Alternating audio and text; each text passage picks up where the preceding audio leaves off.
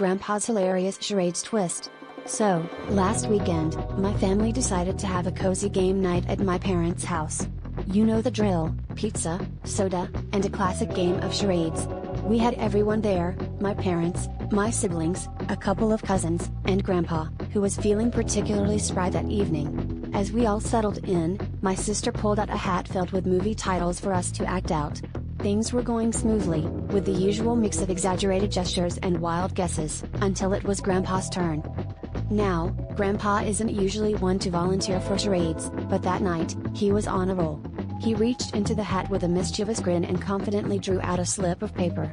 Without missing a beat, he stood up, straightened his back, and started to mime what we all assumed was a movie scene. It began innocently enough with him pretending to walk down an aisle, and my cousin guessed father of the bride right away. Grandpa shook his head and continued, now miming a ring exchange. My brother shouted, "The wedding singer?" Still, Grandpa kept going, his enthusiasm building as he mimicked a kiss and threw imaginary rice, much to our amusement. By this point, we were all stumped. Grandpa was throwing in some dance moves and even mimed cutting a cake. My mom, puzzled, finally asked, "Are you sure you got a movie title?" Grandpa nodded vigorously, clearly enjoying the mystery he was weaving. As he went on, Grandpa pointed to himself and mimed a circle with his finger, then gestured toward Grandma, who was sitting on the couch chuckling.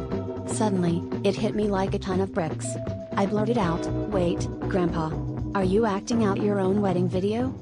The room fell silent for a moment as everyone processed this revelation. Then, we burst into laughter, realizing the absurdity of it all. Grandpa joined in, his eyes twinkling with mischief. "Well," he said with a chuckle, "it's the only movie where I was the leading man." And just like that, Grandpa won charades for the night, with a performance none of us would ever forget.